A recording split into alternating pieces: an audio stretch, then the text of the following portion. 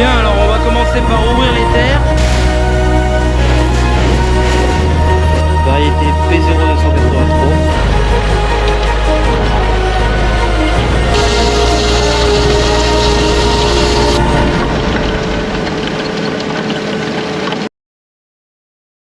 Bonjour à tous. Alors aujourd'hui ça va être les semis de maïs 2024. Bien, alors on va commencer par ouvrir les terres. Donc ça va se faire avec le Valtra et l'herse rotative Lemken qui fait 4,50 m.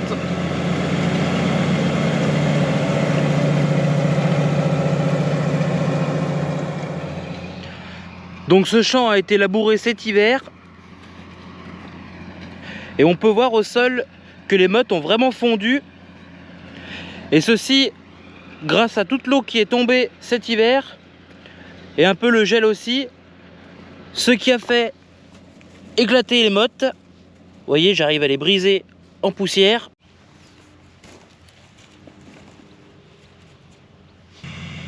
Donc l'herse rotative, c'est une herse qui est composée de dents à l'avant qui vont tourner à peu près 300 tours par minute. Donc elles vont se charger de gratter le sol et de briser les mottes. Derrière, on va retrouver une planche niveleuse qui va aider à ce que la terre reste le plus longtemps possible dans l'herse.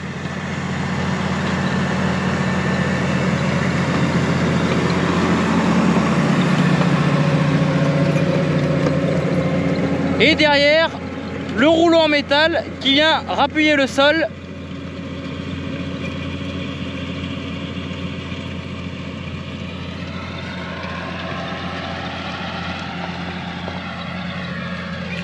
Donc là le travail il est nickel, le sol est prêt pour recevoir le semis.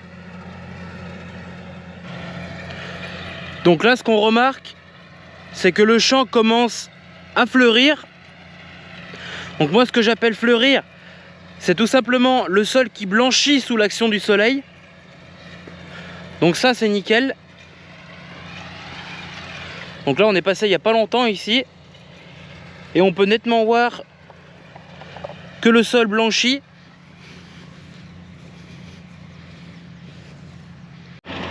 Donc là on y voit, c'est flagrant. Ce qui a été hercé plus tôt a bien blanchi déjà.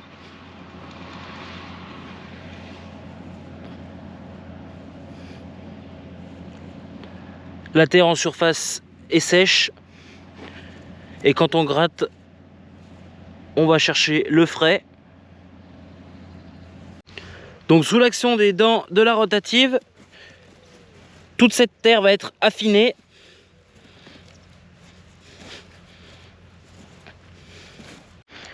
Donc le but de l'herse rotative, c'est d'avancer le plus lentement possible pour que la terre reste un maximum de temps dans l'herse pour mouliner et ainsi briser toutes ces mottes. Et la planche niveleuse qui est derrière les dents, ça aide beaucoup aussi à ce que la terre reste dans l'herse rotative. Et à l'arrivée, on arrive à avoir un travail qui est vraiment joli.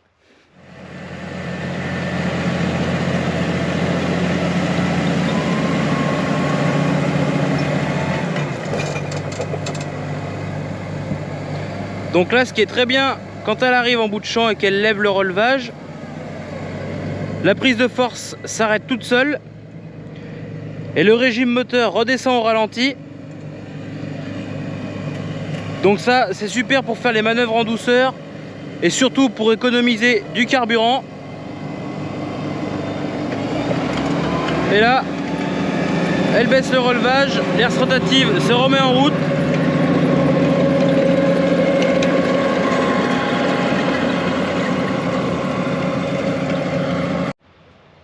Le tracteur est équipé de l'autoguidage.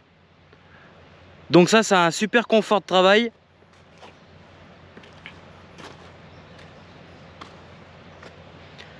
Ça permet d'éviter de trop recroiser. Donc on peut remarquer au sol qu'il reste encore quelques gobilles, comme ce genre de motte, mais elle reste extrêmement friable. Et il ne faut pas avoir un sol trop fin non plus, parce que s'il pleut beaucoup après le semis, ça va former ce qu'on appelle une croûte de battance, et après les semis ne pourront jamais sortir de terre.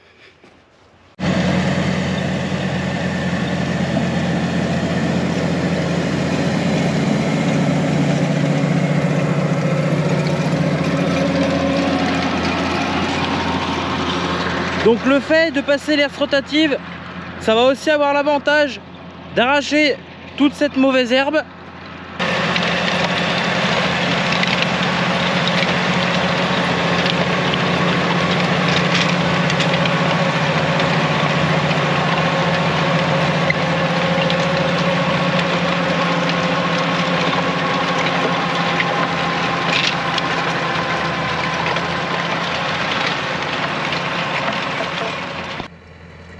Donc c'est parti pour le semis. Donc ça va se faire avec le John Deere 6125R. À l'avant une cuve frontale de 1000 litres. Et à l'arrière un semoir à maïs, Kuhn en 6 rangs. Kuhn Maxima 3.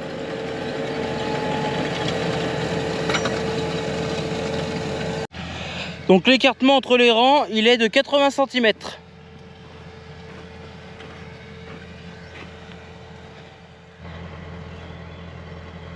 Donc la cuve frontale à l'avant, c'est du zinc.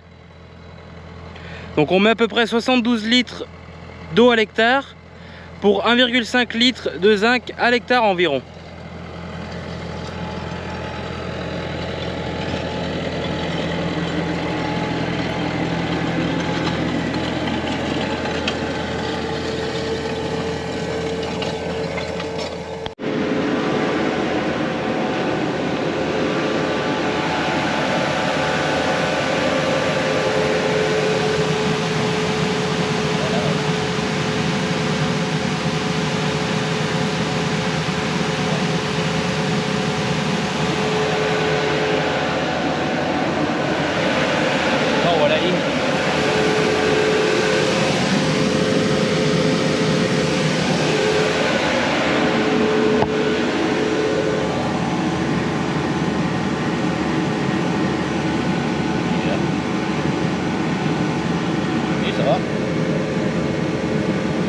Ouais, ils sont nickel.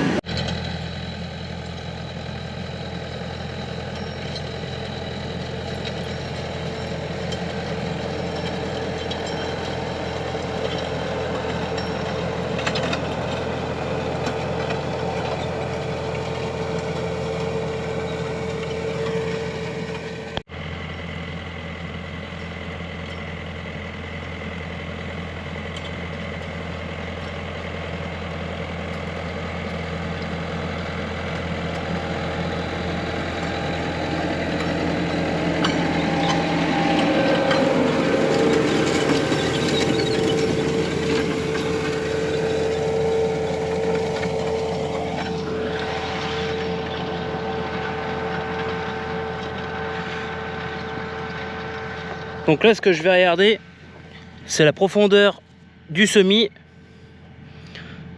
Donc là, je viens de trouver une graine.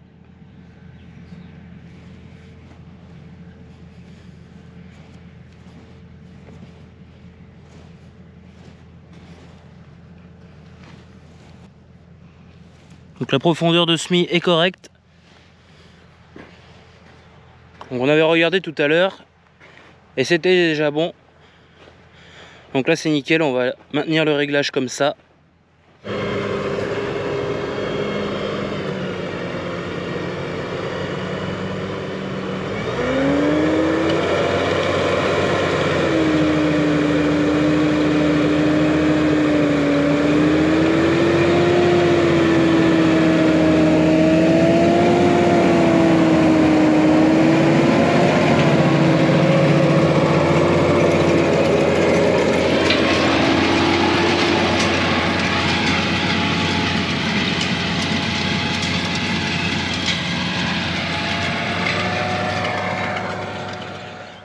Donc là on est le lendemain, on a changé de parcelle. On est dans une parcelle qui fait 9 hectares et demi.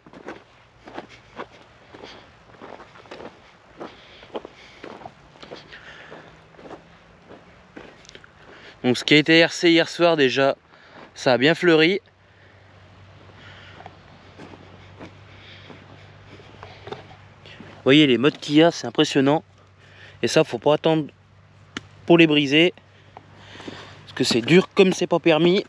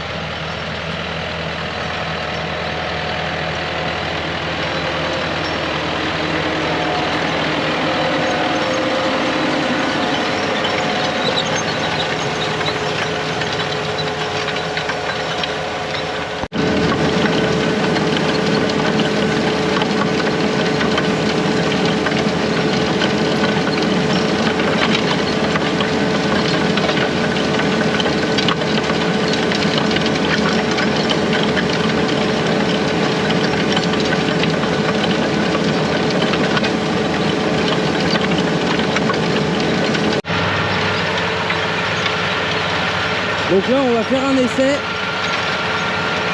Ici ça a été hercé qu'une fois. Et là c'est la deuxième fois qu'on y herse, donc on va voir le travail que ça fait.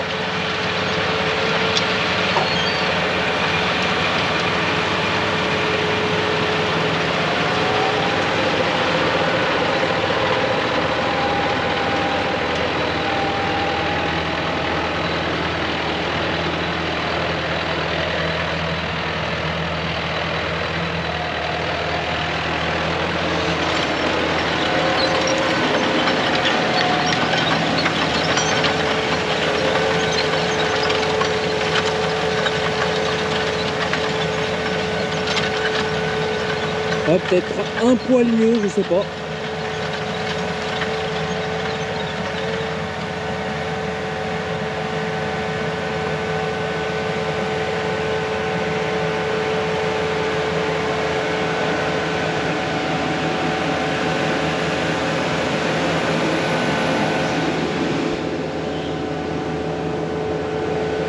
Peut-être un poil mieux, non?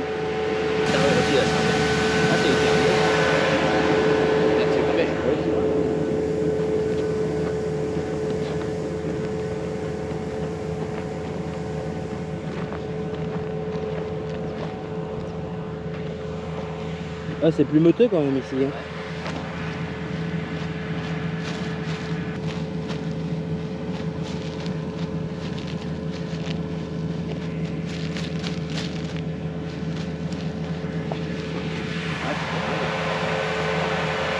Dur dilemme, ouais. Ouais.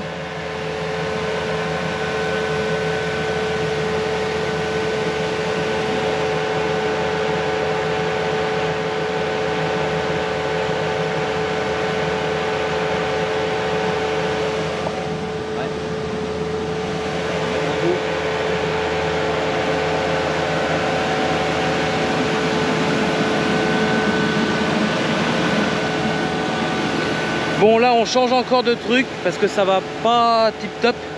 Donc ce qu'on va faire c'est qu'on va repasser un coup d'herse et ça y mettra beaucoup plus fin.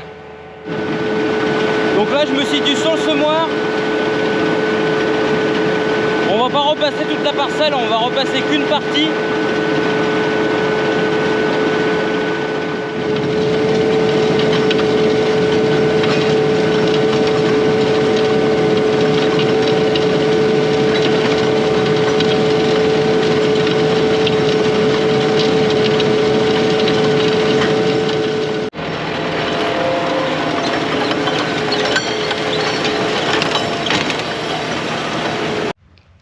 Donc là, à mesure qu'il est arrivé en bout de raie et qu'il a commencé à lever le semoir, le disque a continué à semer quelques graines. Donc on peut voir, c'est pas méchant. Donc je sais pas si tu l'as remarqué, mais on saute plusieurs passages. Alors que normalement, on serait censé faire ligne par ligne. Sauf que là, le tracteur est équipé de l'autoguidage. Donc ça, c'est vraiment génial pour semer. Et de temps en temps, on se sert du traceur pour vérifier si le GPS ne se décale pas. La technologie embarquée du GPS, c'est le signal SF.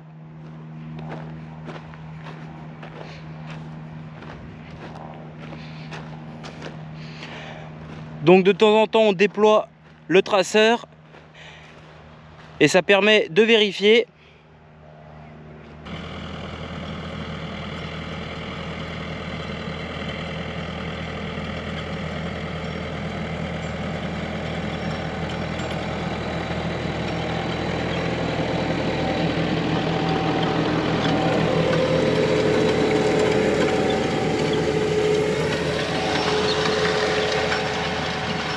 Donc là, c'est parfait. L'alignement est bon.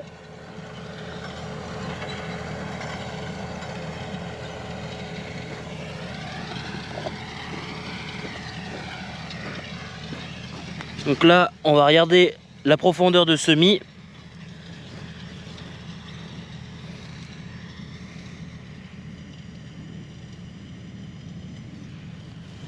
Donc là, niveau profondeur, on est à 3 cm. Donc c'est nickel, c'est ce qu'il faut.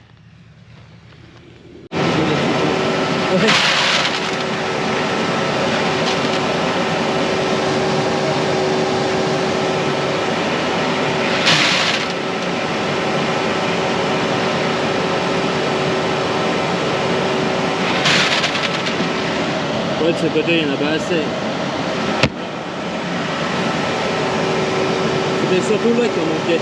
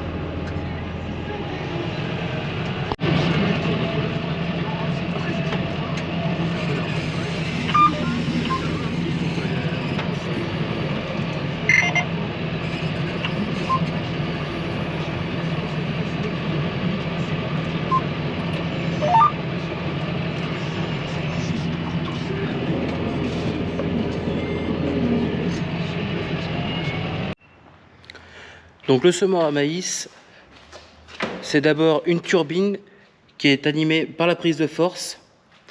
Donc elle va aspirer de l'air qui va mettre en dépression l'élément semeur là-dedans. Et ici il y a un disque qui est animé par un moteur électrique qui est là-dedans. Ce qui va faire tourner ce disque pour distribuer les graines.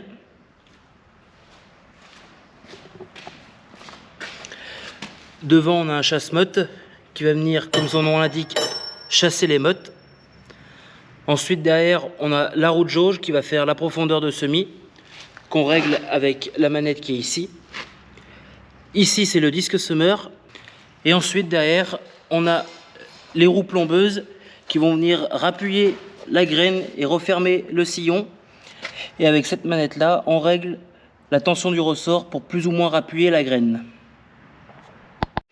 Et une autre manette ici aussi qui sert pour leur appui de l'élément semeur, pour plus ou moins l'appuyer sur le sol.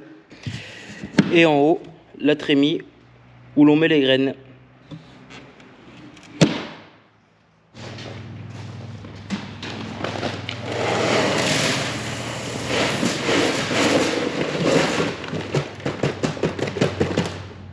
Donc la variété implantée, c'est du Pionnier, variété P0283. Donc une dose de grains, c'est 50 000 grains. Et à l'hectare, on va mettre à peu près 80 000 grains. Donc pour les matheux, pour 1 hectare, il va falloir une dose complète plus la moitié d'une. Donc le zinc, il est pompé dans cette cuve par la pompe qui est ici.